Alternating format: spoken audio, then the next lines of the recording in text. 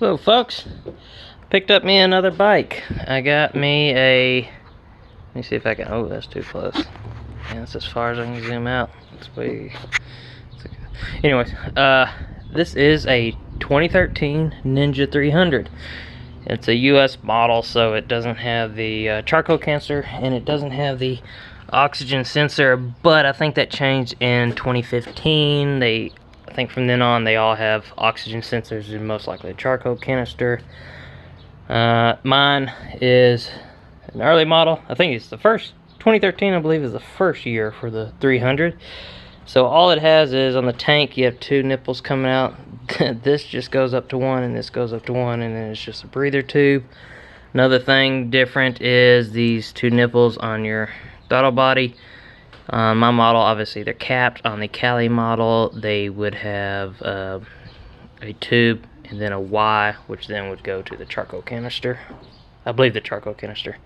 Anyway, so that's the difference. So since this doesn't have an oxygen sensor, I think they call this a DFI system. I'm guessing digital fuel injection. Obviously you got your computer. I believe this is a relay box, fuel pump relay, stuff like that in there. I did get another ECM for 50 bucks, brand new. It said updated model, so I'd have to do some research on that. I just bought it just because it was 50 bucks. I mean, usually they're like 400 and just to the sky on stuff like that. I'm finding out parts on this bike are super stupid cheap. Excuse me. Of course, a lot, if you go through eBay, if they're not through an individual seller, it's going to come from China, which is fine. There are some parts I had to order which are coming from China. It's going to take a while. Not worried about coronavirus with them because it'll be in the mail for so long and you know, protocol, yada yada. I'm not worried about that. Things that have to come is the tank is ruined. This back sat for years and it had fuel in the tank, and so it's rusted. The worst part is around the flange where your fuel pump assembly goes into.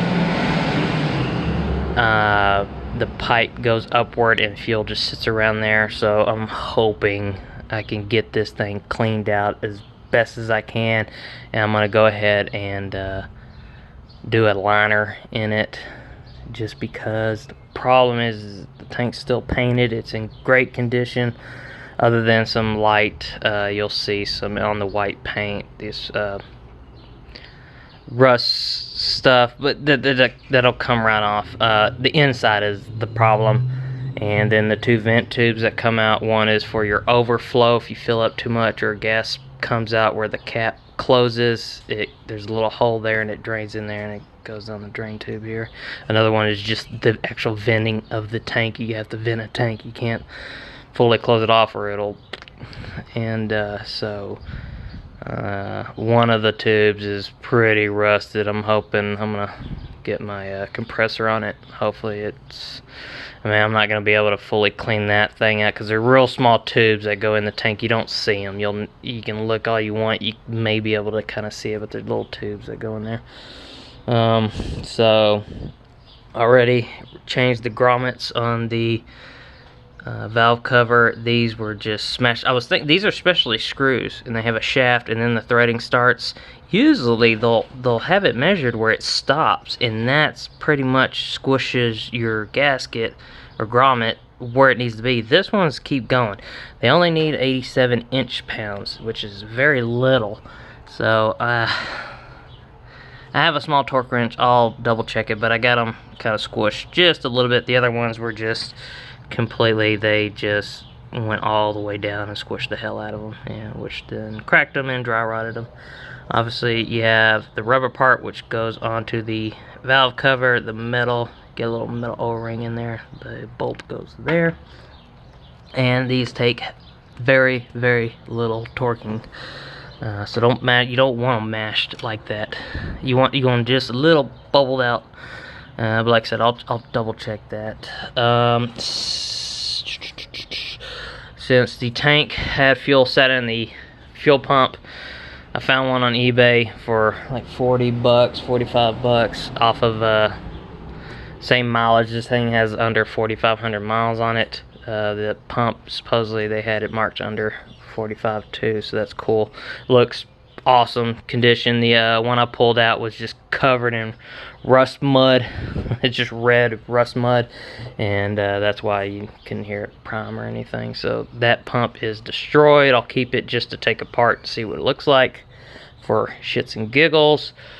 The cap is completely rusted up. It still kind of moves. I'll PB blast it just for fun, but I ordered a whole kit. It's gonna come with the gas cap, the ignition, 2 keys. That's just kind of like a kit. You always want to match the keys and stuff. So that's coming from China, but it is for the bike. These are made in Taiwan, so all the parts are pretty much cheap unless you go straight from Kawasaki or something like that. Pretty much standard pricings would be like gaskets and stuff like that, unless you can get those straight from China too. Let's see. So things I ordered, I was stupid. This is a 48 or 49 state model, so I was thinking it was missing the charcoal canister, so I ordered one. It's in there.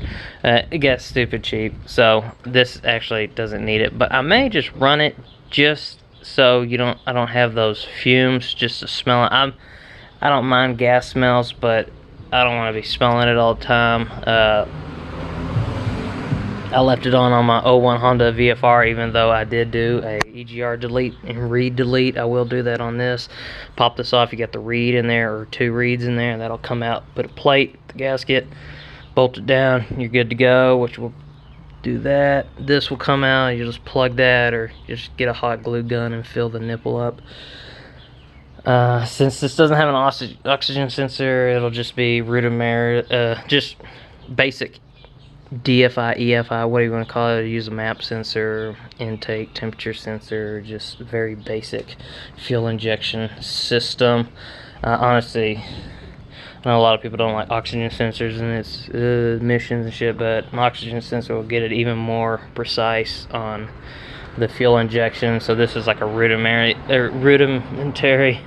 sorry, can't speak, just system. So it's an easy system. It'd be great if the system would be awesome if it was easy to tune these and stuff, like you could tune it yourself and all that. But since you can't, I believe you can send these off to get tuned and all, but I don't know. I'm not gonna fart with that. This is a cheap bike, got it cheap. I'm gonna keep it cheap. I went ahead and ordered a new chain, but after cleaning this, it's actually pretty good. The O-rings are in still good condition since it was just caked in crap. This is just light surface rust. I need to clean it again. This isn't a full clean. I just did a quick clean on it. Brake pads look okay, since I mean it's only got under 4,500 miles on it. The tires, I'm gonna end up changing the tires. They're just old. They're just old, and obviously not worn, but I'll probably just sand them down with some sandpaper, kind of rough them up, get that smoothness out of them. Fork seals have to be done. This one's leaking, this one's not, but go ahead and do them both. I'm gonna put 15 weight oil in. I'm not gonna do emulators or anything like that because I really want to do an inverted fork conversion, but with that I'll have to do some research and stuff.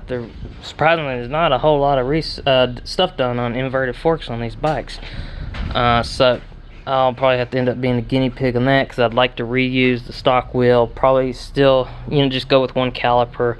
This doesn't, I mean, 2 calipers, if I change wheels, but I like to keep the stock wheel to match the front, to match the rear.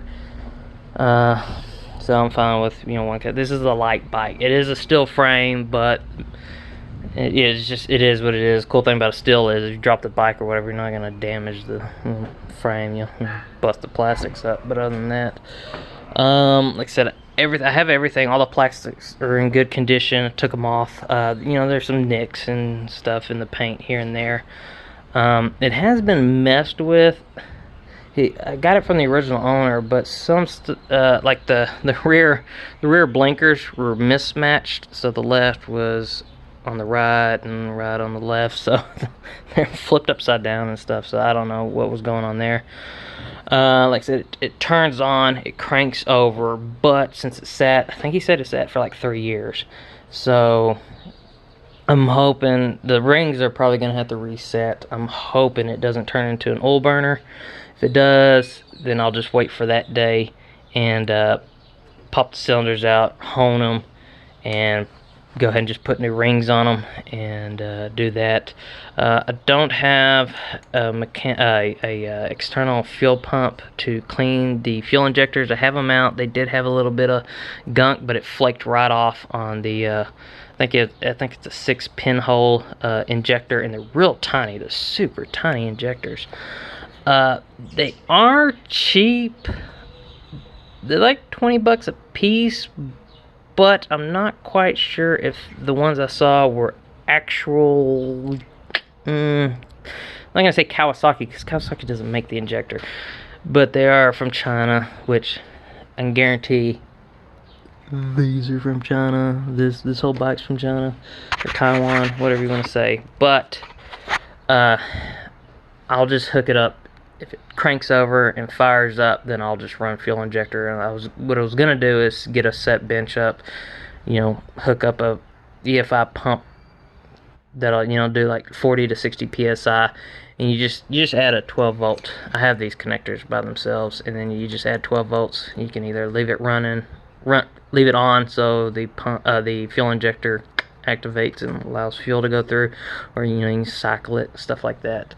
If you watch those test bench videos, they're real cool on how they clean them and stuff. Obviously mine would be a DIY, not as good probably, but I was gonna do that, but I don't have a pump. I'm not gonna go buy a pump just to do that. Like I said, I'm gonna try to get this just started and running, because I still need to register it, inspect it, and all that stuff. And I can't remember here if it has to be it obviously has to be insured to get a title on it, or the title switched. I have the title and all that, but I need to switch it in my name. But I can't remember if it needs to be inspected first on a title. Obviously, a registration renewal and stuff, you got to get it inspected and stuff. But I can't remember when you do a titling process if it is, well, then obviously I got to get it running, which is a deadline when you sign the title over. I think it's 30 days, but I'm gonna try to get this sucker done. So the main thing is getting the fuel tank cleaned. I'll make a different video on that. I got it set up in the backyard on a bench, so I've got to clean that out, get some nuts and bolts in there with some rust dissolver, and just shake the hell out of it and do my absolute best not to get it on the paint. I really don't want to ruin this paint, and that's the biggest problem with that liner kit, is that shit that it comes with the cleaner and prep and all that, it will take that paint off. So I'm gonna have to seal it up as best as I can, and just pray that I don't get it everywhere. But that's the problem, you gotta shake it up and get it everywhere, and it's probably gonna have to sit for a full day, rinse it out, let it dry. And it's got a bottle of shit to get all that moisture out, let it dry. And I think even that is dangerous to get on the paint. So try that, and then once it's fully dry, then you pour that liner in, get it all around, let it dry, dump out all the excess, and then that's got to dry for a day. So I was hoping to get it started this weekend, but I don't think that's going to happen. I may do a first cleaning of that tank, just get all the rust out that I can, hook it all up, and see if the bike fires up, or whatever. But like I said, I got the bike cheap. I'm gonna try my best to get it cheap, but I've already ordered stuff. I ordered a new chain just in case. Ordered a 15 this is I think it's a 14. Ordered a 15. That'll help with the higher speed RPM, kind of drop it a little bit. I don't know if you can put a 16, and I didn't see anyone using a 16. For now, I'll leave the antifreeze in. I will drain it eventually and get new antifreeze in, since it's just been sitting there. Everything else, like I said, it turns on. Everything seems to be working. It's just mechanical stuff that I gotta fix. Forks, I can do that later. I'm not in a hurry for that. That can be changed on another weekend. Main thing is just getting this sucker running. So I'll make a video on the tank and then the process, and just keep it going. And I'll change some stuff out. I'll probably put a better exhaust system. You can get the exhaust systems cheap too, so it's basically it's all stock right now. Like I said, I don't want to put too much money in it, but I may, you know, if I find some sales and stuff, kind of pretty it up and yada yada yada. But other than that, it's pretty darn good, like I said, for the price I got. But we'll just see what happens and go from there.